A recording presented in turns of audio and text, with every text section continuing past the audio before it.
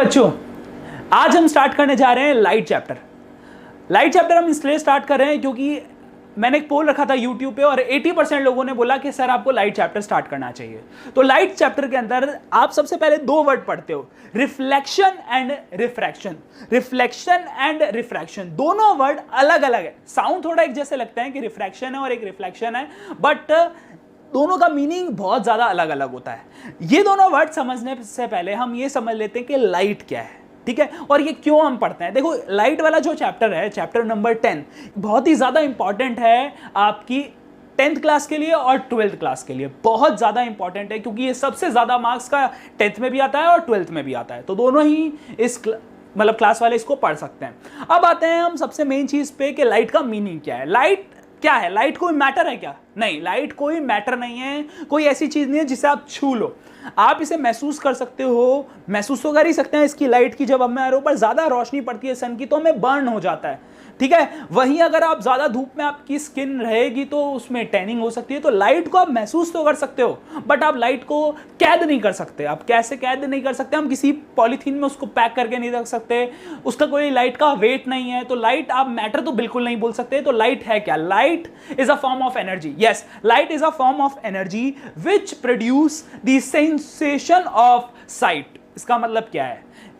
इसका मतलब यह है कि लाइट एक ऐसी एनर्जी है जो हमारे साइट्स को, मतलब हमारी आई साइट के अंदर जो रेटिनाज है, जो वो सेल है, उनको एक्टिवेट कर सकती है। उनके अलावा उसको कोई एक्टिवेट नहीं कर सकता। मतलब हमारे को गॉड ने ऐसे बनाया कि हमारे जो आईज के अंदर, रेटिना के अंदर जो सेल्स हैं, वो सिर्फ लाइट से एक्टिवेट होंगे, बिना लाइट के वो एक्टिवेट नहीं हो सकते। इसीलिए याद रखना कि light is a form of energy which produce sensation of site. तो ये है लाइट की करेक्ट डेफिनेशन, और इसका मतलब ये है कि लाइट से हमारे सेंसेस, मतलब सेंसेशंस ऑफ साइट एक्टिवेट हो जाते हैं। उसी से हम सीखते हैं। अब इन दोनों वर्ड्स पे बाद में आएंगे, रिफ्लेक्शन और रिफ्रैक्शन में। पहले हम समझते हैं कि लाइट एक्चुअली में करती क्या है। देखो, अब आपको यहां पर एक बल्ब दिख रहा होगा, ठीक है। तो ये बल्ब जो है आपको जो दिख रहा है, अब आपको ये बल्ब कैसे दिखता है? जाहिर सी बात है, अब आप लोग बोलेंगे सर ये तो हमें आंखों से दिख रहा है, हमारी आंखों से देख रहे हैं इसीलिए हमें दिख रहा है। पर सही बता रहा हूं मायने में कि ये जो बल्ब है हमें इसलिए दिख रहा है ताकि इसमें से जो लाइट आएगी वो हमारी आंखों को टच करेगी और तभी हम इस बल्ब को देख सकते हैं। बहुत सिंपल सा लॉजिक बताया मैंने आपको। वहीं अगर यहां पर एक कार्डबोर्ड रख दें, इसे पूरा बंद कर दें यहां से, तो आप कार्डबोर्ड रखने के बाद आप अपनी आंखों से इस बल्ब को नहीं देख पाएंगे। तो ये बल्ब जो है आपने देखा, ये में तभी दिखता है जब इसमें से लाइट आती है, ठीक है। तो अब यहाँ पे जो चेयर पड़ी है वो क्यों दिख रही है हमें? बल्ब तो दिख गया, पर हमें ये चेयर क्यों दिख रही है? इसमें तो कोई लाइट नहीं है, फिर भी हमें ये चेयर दिख रही है। उसका रीजन है कि ये बल्ब की लाइट उस चेयर पे पड़ी और चेयर से रिफ्लेक्ट होने के बाद लाइट हमारे आंखों तक आई। अब इस बल्ब है, इस बल्ब में से हर तरफ लाइट निकलती है और हमें ये चेयर तब दिखाई देती है जब इस बल्ब की लाइट इस चेयर के ऊपर पड़ी और वो हमारी आंखों तक आई। ये एक बेसिक टेक्निक है जिससे हम कोई भी इस दुनिया में चीज को देख सकते हैं। अब जाहिर सी बात है, जब लाइट चली जाती है, मतलब घर पे आपकी पावर सप्लाई कट जाती है, तो होता क्या है कि आप देखते हो कि आपको कोई भी चीज दिखाई नहीं देती, सही है। अब ये एक चीज ध्यान से समझना कि आपको कोई चीज दिखाई नहीं देती, उसका कलर दिखाई नहीं देता, पर हमें फिर भी लाइट जाने के बाद भी क्या होता है, हमें शेप दिखाई देते हैं चीजों के। मतलब कि जैसे लाइट चली गई, आपको कुछ नहीं दिखाई देगा, पर थोड़ी देर बाद आप देखोगे कि आपको चीजों के शेप दिखाई देने लगेंगे। कलर नहीं दिखाई देगा कि हाँ यार इसका शेप ऐसा है, मैं यहां चलूंगा तो लग जाएगी, थोड़ा थोड़ा शेप दिखता है। जिसको भी दिखता है कमेंट में डालना, सर हाँ मुझे तो दिखता है, बहुत जल्दी मुझे शेप दिखने लग जाता है, लाइट चली भी जाती है। तो क्या मेरे पास कोई एक्स्ट्रा ऑर्डिनरी पावर है? नहीं। बहुत सिंपल सी बात बता दूं, आपके रेटिना के अंदर, मतलब आपकी आंखों के अंदर दो सेल होते हैं। एक ऐसे सेल्स होते हैं जो कलर और लाइट को महसूस करते हैं और एक ऐसे होते हैं जो शेप को देख सकते हैं। तो अगर आपकी लाइट चली भी जाती है तो आपके रेटिना के वो वाले सेल जो शेप को देख सकते हैं वो एक्टिवेट रहते हैं। इसलिए आप शेप को तो देख सकते हो कि यहाँ कोई चीज है यहाँ जो पड़ी हुई है, बट उसके अंदर का कलर और वो कैसी दिखती है वो हम नहीं पता कर सकते। इसीलिए याद रखना कि लाइट जो है वो हमारी आंख दो तरीके से सेंस करती है, एक तो चीजों के शेप से और एक चीजों के कलर से। मतलब उस पर जब जितना लाइट पड़ेगा वो हमारी आंखों तक आएगा, तब उन्हें हमें उसका कलर दिखाई देगा, पर हम शेप तो वैसे भी देख सकते हैं। तो याद रखना कि लाइट कैसे हमें पता लगता है कि कोई चीज यहां पड़ी हुई है, जब कोई दूसरी लाइट उसके ऊपर पड़ती है और हमारी आंखों तक आती है। अब ध्यान से समझो, इसका मतलब हमें वो दो चीजें दिखाई देती हैं जिसके पास या तो खुद की लाइट हो या फिर क्या हुआ हो कि उसके ऊपर कोई दूसरी लाइट गिरी हो, तब वो हमारी आंखों तक आई हो, तभी हम उन दो चीजों को देख सकते हैं। तो हम इसी वर्ड को दो हिस्सों में डिवाइड करते हैं, लुमिनस और नॉन लुमिनस। ध्यान से सुनना, आपको एग्जाम में आता है what are luminous objects, what are non luminous object. अब ध्यान से मानना, luminous object are those object which have their own light, which have their own light and emit their own light. Clear?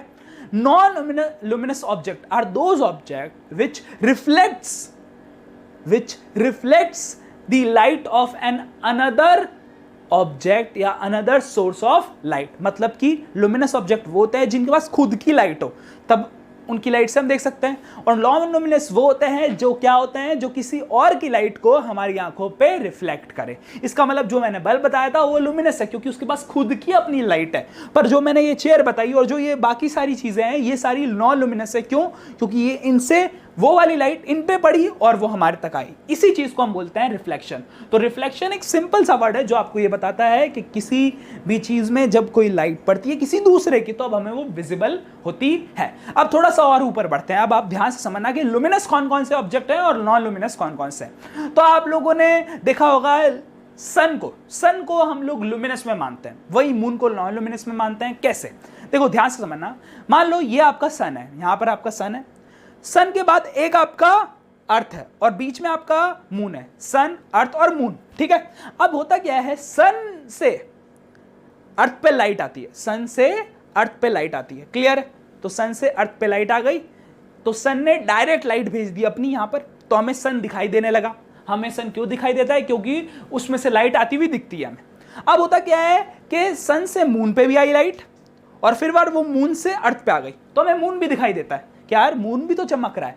पर मैं बता दूं आपको, सन यहां पर लुमिनस है और मून यहां पे नॉन लुमिनस है। क्यों? देखो दोनों की लाइट अर्थ पे आई, पर सन ने अपनी लाइट खुद बनाई और मून ने क्या किया, वो लाइट को पहले रिफ्लेक्ट किया, ठीक है, सन से लिया और उसके बाद हमारे अर्थ पे उसे भेजा, रिफ्लेक्ट कर दिया। तो याद रखना, सन लुमिनस है और आपका मून नॉन लुमिनस है। वहीं आपने देखा होगा आपकी टेबल, चेयर, पेड़ पौधे, जितने भी ट्रीज वगैरह, ये सारे नॉन लुमिनस के अंदर आएंगे। ठीक है, आपकी कॉपी है, कॉपी भी आपको दिखती है, जब आप रोशनी के नीचे लगते हो तो वो भी नॉन लुमिनस के अंदर आएगी। ठीक है, अब यहाँ पे मैं आपको एक क्वेश्चन दूंगा, वो क्वेश्चन शो होगा, आपको इनमें से छांटना है कि कौन से लुमिनस हैं, कौन से नॉन लुमिनस ऑब्जेक्ट है। पूरा क्वेश्चन ध्यान से यहाँ पे देख पा रहे होंगे, इसे देखो और इन सारे ऑब्जेक्ट में से बताओगे कौन से लुमिनस हैं, कौन से आपके नॉन लुमिनस हैं। ठीक है, तो अब आपको बता देता हूँ, जैसे हमारे और एग्जाम्पल क्या है लुमिनस के, तो जैसे फायर फ्लाइज जिनके पास खुद की लाइट होती है, देखा होगा आपने, जुगनू जिसे हम बोलते हैं। क्लियर है? आपने दूसरा देखा होगा कि हमारे घर पे ट्यूबलाइट बल्ब जितने भी यूज होते हैं वो लकड़ी जल रही है, ठीक है, तो वो भी आपका क्या है, एक लुमिनस है। आप देखते होगे कि चिंगारी निकल रही है, स्पार्क निकल रहा है चीजों में से, तो वो भी लुमिनस है। क्लियर है? तो ये याद रखना कि ये होते हैं लुमिनस और नॉन लुमिनस। अब इस चैप्टर के अंदर आज ये क्या क्या है, क्यों आपको इस चैप्टर को अच्छे से पढ़ना चाहिए और क्यों ये चैप्टर 10th का सबसे क्रिएटिव और सबसे शानदार चैप्टर है, क्योंकि इस चैप्टर के अंदर अब ये जानते हैं कि कैसे एक रेनबो बनता है आगे जाके, कैसे आप अपनी इमेज को पानी के अंदर देख सकते हो, कब इमेज बड़ी दिखती है, कब इमेज छोटी दिखती है, क्यों परछाई बनती है और परछाई कभी छोटी और बड़ी क्यों दिखाई देती है। क्लियर है? और आपने बचपन से सॉन्ग सुना होगा, बचपन से एक पोएम सुनी होगी, ट्विंकल ट्विंकल लिटिल स्टार, तो तारे चमचमाते क्यों हैं, क्या तारे भी लुमिनस होते हैं? सोचो, क्या उनके पास खुद की लाइट होती है? तो ये सारी चीजें आप पढ़ पाएंगे। और सबसे मेरा जो फेवरेट है, जब दिन नॉर्मल 12-1-2 बज रहे होते हैं तो स्काई हमें ब्लू दिखाई देता है, पर शाम में और सुबह हमें स्काई कभी कभी क्या दिख रहा है, रेडिश दिखाई देता है, कभी कभी आंधी आती है एकदम से तब रेडिश हो जाता है। तो क्यों? ये सारी चीजें कवर करेंगे हम इस चैप्टर के अंदर। तो स्टार्ट करते हैं इस चैप्टर को पहले टॉपिक से, जिसका नाम है रिफ्लेक्शन। तो रिफ्लेक्शन हमें क्या कहता है? रिफ्लेक्शन कहता है, ध्यान से सुनना, रिफ्लेक्शन क्या कहता है? रिफ्लेक्शन कहता है कि लाइट जो होती है ना, एक स्मूथ सरफेस से रिफ्लेक्ट करती है। रिफ्लेक्शन ऑफ लाइट का मतलब क्या है? Light bounces back from a smooth surface. Light bounces back from a smooth surface, मतलब लाइट हमेशा स्मूथ सरफेस से निकलती है बहुत जबरदस्त तरीके से। कैसे? देखो, अगर आपका एक स्मूथ सरफेस होगा तो लाइट उस पर पड़ेगी और रिफ्लेक्ट हो जाएगी, और एक रफ सरफेस पे तो लाइट उस पर पड़ेगी, लाइट एब्जॉर्ब भी हो सकती है और लाइट बिखर भी सकती है, मतलब लाइट ऐसे पड़ी और आपकी इधर उधर बिखर गई, वो रिफ्लेक्ट होके वापस नहीं आई। तो स्मूथ सरफेस होता है जो लाइट को रिफ्लेक्ट करे, और रफ सरफेस होता है जो या तो लाइट को एब्जॉर्ब कर सकता है या फिर लाइट को स्कैटर करवा सकता है, मतलब इधर उधर कहीं और भेजेगा, रिफ्लेक्शन अच्छे से नहीं हो पाएगा। तो रिफ्लेक्शन जो आपको होता है वो ज्यादातर स्मूथ सरफेस पे होता है। अब मेरा क्वेश्चन सबसे है, ठीक है, वो क्वेश्चन है, आप इसका आंसर मुझे बताना कि देखो यार मून तो बहुत ही रफ है, मून आप जानते हो ना, मून सन की लाइट रिफ्लेक्ट करता है, ये भी मैंने आपको बताया। मून तो इतना रफ है, मून पे इतने सारे गड्ढे हैं, फिर भी वो हमें क्यों, हमारी मतलब हमें क्यों चमचमाता हुआ दिखता है, क्यों लाइट को रिफ्लेक्ट करता है? उस पर तो सन की बहुत सारी लाइट आती है और वो तो लाइट स्कैटर कर जानी चाहिए, वो लाइट एब्जॉर्ब हो जानी चाहिए, फिर भी इतना रफ सरफेस होने के बावजूद इतने उसमें गड्ढे होते हैं, इतने उसमें होल्स होते हैं, तो फिर कैसे हमारे तक लाइट अर्थ तक आ पाती है? तो ये आपके पास सोचने का एक टॉपिक मिल गया आपको कि सोचो, और इसका आंसर मुझे कमेंट पे अगर लिखोगे तो ज़्यादा सही लगेगा, और अगर व्हाट्सएप पे बताओगे तब भी अच्छी बात है। मैं हमेशा नाम तो शो करता ही हूँ जो बच्चे करते हैं अच्छा काम। तो अब आते हैं रिफ्लेक्शन के ऊपर वापस से। तो रिफ्लेक्शन था कि किसी स्मूथ सरफेस पे लाइट पड़ेगी और रिफ्लेक्ट होगी। अब आप ध्यान से सुनो, अब मैं आपको यहाँ पर एक प्लेन बना रहा हूँ। प्लेन मतलब एक पूरा का पूरा एक एरिया, देखो एक पूरा का पूरा, जैसे आपने बोर्ड देखा है ना, वैसे यहाँ पर एक प्लेन आएगा, ठीक है। तो ये एक प्लेन है, ठीक है। इस प्लेन पे नीचे एक आपका मिरर लगा हुआ है, ये आपका एक स्मूथ सरफेस है, ठीक है। अब स्मूथ सरफेस पे लाइट आई और रिफ्लेक्ट हो गई। अब जो आने वाली रे होती है उसे हम बोलते हैं इंसिडेंट रे। यस, जो आपकी आई है रे वो है इंसिडेंट रे, और जो जाएगी वो है रिफ्लेक्टेड रे। क्लियर है? तो हमें क्या करना है, सबसे पहले एक सरफेस बनाना है, एक स्मूथ सरफेस, उसके ऊपर एक इंसिडेंट रे आई। क्लियर है? अब इंसिडेंट रे के बाद सीधा रिफ्लेक्टेड रे नहीं बनाएंगे, हमें रिफ्लेक्शन को दिखाने के लिए बीच में सरफेस से एक परपेंडिकुलर बनाना पड़ेगा, सरफेस से एक परपेंडिकुलर बनाना पड़ेगा। मतलब ये आपका सरफेस है तो इससे एक परपेंडिकुलर 90 डिग्री बनाना पड़ेगा। तो ये एक सरफेस है, ये उसका 90 डिग्री है, लाइट आपका इंसिडेंट रे आई और ये अब क्या हो गई, आपकी रिफ्लेक्ट हो गई है। क्लियर है? तो ये इंसिडेंट रे, नॉर्मल और रिफ्लेक्टेड रे। तो इंसिडेंट रे आने का प्लेन पे आई और रिफ्लेक्ट हो गई, और ये नॉर्मल क्या होता है, सरफेस से 90 डिग्री पे। चलो इसको बोर्ड पे समझते हैं आप, ठीक है। तो हुआ ये कि ये आपका स्मूथ सरफेस है, स्मूथ सरफेस के नीचे हमें इस तरीके से कांटे कांटे दिखाते हैं। देखो कितना अजीब है ये सारा मामला कि अब मैं स्मूथ सरफेस के नीचे हम कांटे दिखा रहे हैं। एक्चुअली में ये इसका मतलब होता है पॉलिश करना, इसका नीचे आपने पॉलिश कर रखा है। पॉलिश क्या होता है, जैसे आपने मिरर देखा होगा ना, मिरर के पीछे जो होता है सिल्वर पेंट करते हैं ताकि वो बहुत ही चमकने वाला बन जाए, शाइनी सरफेस बन जाए। होता क्या है कि आप ये नॉर्मल बनाते हो, ये आपका नॉर्मल है, ठीक है। अब जो लाइट रे आपकी आती है उसे हम बोलते हैं इंसिडेंट रे। इंसिडेंट रे, ये आपकी पर्टिकुलर इंसिडेंट रे होती है। क्लियर है? और ये आपकी जो होती है, ये होती है आपकी रिफ्लेक्टेड रे। क्लियर है? अब आपको क्या क्या पता लगा कि आपका एक पॉलिश सरफेस है, एक सरफेस है, एक नॉर्मल है आपका, एक इंसिडेंट रे और एक रिफ्लेक्टेड। ये आपका देखो इंसिडेंट रे और नॉर्मल के बीच में, इंसिडेंट रे और नॉर्मल के बीच में आपका एक एंगल आई होता है, और आपका नॉर्मल और रिफ्लेक्टेड रे के बीच में एंगल आर होता है। आई का मतलब होता है angle of incidence, angle of incidence, और आर का मतलब होता है आपका angle of refraction, angle of refraction. तो ध्यान से आपने इतना नोट कर लिया होगा कि इंसिडेंट रे जो आई और रिफ्लेक्टेड रे जो चली गई, बाउंस बैक हो गई, बाउंस बैक। और ये जो पॉइंट बना है, इस पॉइंट को हम बोलते हैं point of incidence, point of incidence. इसका मतलब क्या है पॉइंट ऑफ इंसिडेंस का मतलब? पॉइंट ऑफ इंसिडेंस का मतलब है लाइट जहां पड़ी। पॉइंट ऑफ इंसिडेंस का मतलब है जहां लाइट आपकी अच्छे से पड़ी। क्लियर? तो ये आपका नॉर्मल ये है, इंसिडेंट रे और रिफ्लेक्टेड रे, जाहिर सी बात है। और ये आपका एंगल ऑफ इंसिडेंस और एंगल ऑफ रिफ्लेक्शन। तो अब आते हैं दो लॉ जो है रिफ्लेक्शन के ऊपर। रिफ्लेक्शन था क्या? Bouncing back of light from a smooth surface. अब इसके दो लॉ हैं, मतलब जहां पर भी रिफ्लेक्शन होगा वहां दो लॉ जरूर लगेंगे, और जहां रफ सरफेस होगा, जहां रिफ्लेक्शन नहीं लगेगा होगा, वहां क्या होगा, ये दो लॉ नहीं लगेंगे। सिंपल सी बात है, स्मूथ सरफेस में रिफ्लेक्शन होता है और वहां ये दोनों लॉ लगते हैं।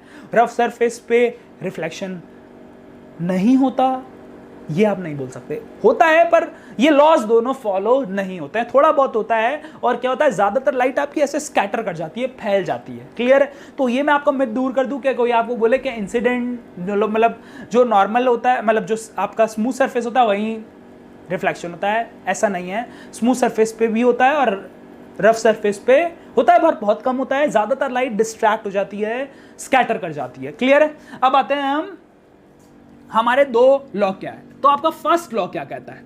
फर्स्ट लॉ इन तीनों के बारे में बताता है, इंसिडेंस रे या incident ray, comma reflected ray and normal. ठीक है? इन तीनों के बारे में क्या बताता है?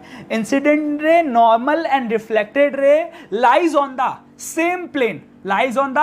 सेम प्लेन, मतलब एक ही प्लेन के अंदर, वो एक ही आपका, देखो जैसे फॉर एग्जांपल लाइट आपकी देखो ऐसे आई है तो रिफ्लेक्ट होकर ऐसे ही जाएगी। ऐसा होता है कि लाइट यहां आए और रिफ्लेक्ट होकर कहीं और से निकले। ऐसा होता है कि लाइट यहां आए और रिफ्लेक्ट होकर ऐसे जाए। लाइट आई और ऐसे जा रही नहीं, दोनों एक ही प्लेन में होंगे, ऐसे आई और ऐसे चली गई। इसीलिए बोलते हैं incident ray, reflected ray and normal lies on the same plane. ठीक है? Lies on the same plane, मतलब एक ही प्लेन पे पढ़ते हैं तीनों, एक ही पॉइंट। और एक और बात, lies on the same plane के बाद lies on the same plane, ये तो है ही, lies on the same plane at a point of incidence, मतलब कि तीनों जो जहां टकराते हैं वो क्या होता है? Point of incidence. देखो तीनों का एक कॉमन पॉइंट है, वो पॉइंट क्या है? Point of incidence. इसीलिए पता है, फर्स्ट ऑफ ध्यान से अच्छे से पूरा तुम्हारा समझते हैं। Incident ray, normal and reflected ray, incident ray, normal and reflected ray lies on the same plane at a point of incident, at a single point. आप ये भी बोल सकते हो। तो तीनों को आप फटाफट कैसे बोलोगे? Incident ray, normal and reflected ray lies on the same plane at a point of incidence. That's cool. ये आपका फर्स्ट लॉ है। सेकंड लॉ क्या है? सेकंड लॉ बहुत आसान है। सेकंड लॉ क्या कहता है? बहुत ही इजी है। सेकंड लॉ तो मेरा फेवरेट भी है और सभी बच्चों का फेवरेट होता है। पता है वो क्या बताता है? Angle I equal to angle R, angle I equal to angle R. Clear है? ये आपका रिफ्रैक्शन में नहीं हो सकता लॉ, ये वाला रिफ्लेक्शन में नहीं लिख सकता। ये रिफ्लेक्शन का ही अच्छा लॉ है, जो कि क्या कहता है? ये एंगल हमेशा इस एंगल के बराबर होगा। Angle I is equal to angle R, angle of incidence is equal to the angle of reflection. ठीक है? रिफ्लेक्शन सॉरी,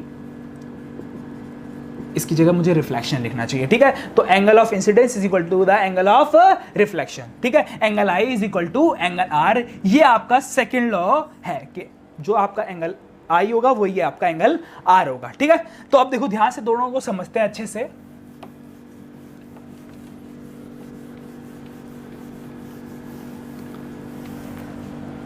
तो मान लो ये आपका नॉर्मल है,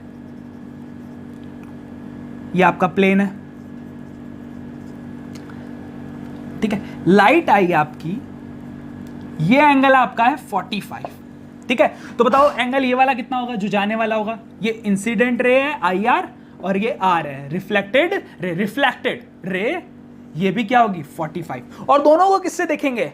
इस नॉर्मल से देखेंगे। इसका भी एंगल 45 नॉर्मल से देखा, इसका भी एंगल 45 डिग्री नॉर्मल से देखा। ठीक है? अब एक अलग क्वेश्चन लेते हैं, बताओ नॉर्मल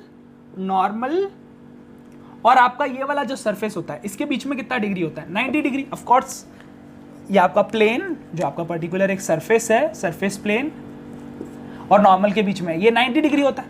चलो इससे रिलेटेड अब मैं क्यों बात बता रहा हूं, उसका रिलेटेड बात इसलिए बता रहा हूं क्योंकि मैं आपको नेक्स्ट क्वेश्चन अभी पूछने वाला हूं।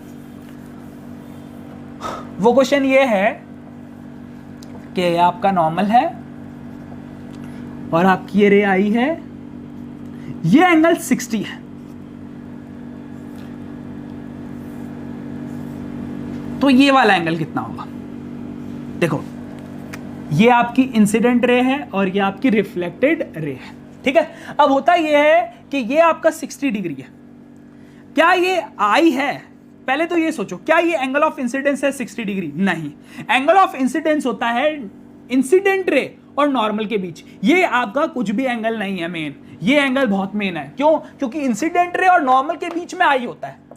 तो अगर ये 60 है तो पता है ये 30 डिग्री होगा। कैसे? देखो मैंने आपको बताया ये 90 था तो टोटल सरफेस और नॉर्मल के बीच में, अगर मैं यहाँ एक लाइन खींचूं, ये अगर आपका 60 है तो ये आपका 30 होगा, जाहिर सी बात है। तो वैसे ही ये आपका अगर 60 था तो ये 30 होगा। तो आई आपका 60 नहीं बल्कि आई आपका 30 है।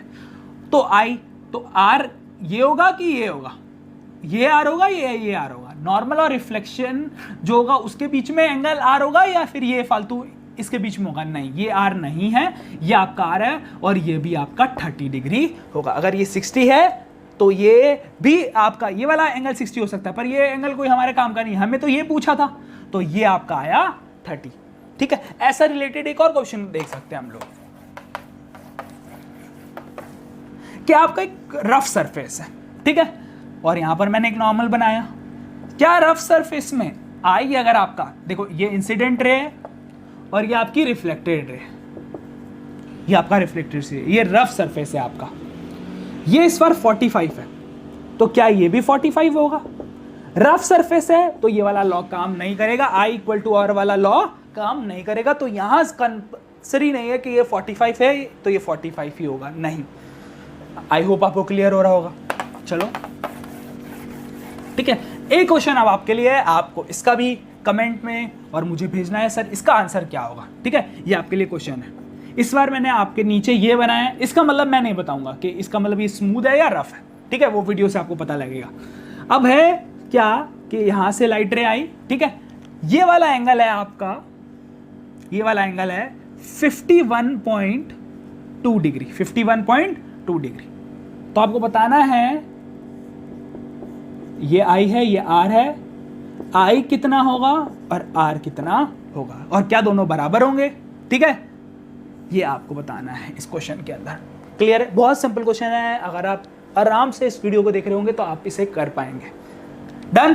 तो ये आपको मैंने बताया एंगल ऑफ इंसिडेंस और एंगल ऑफ रिफ्लेक्शन के बारे में। ठीक है, तो रिफ्लेक्शन आपको थोड़ा बहुत क्लियर हो गया होगा। बाकी हम बातें करेंगे मिरर के बारे में, उससे थोड़ा आपको एक्स्ट्रा मैं बता देता हूं, वो है रिफ्रैक्शन, जो दूसरा वर्ड हम बार बार यूज कर रहे थे, रिफ्रैक्शन।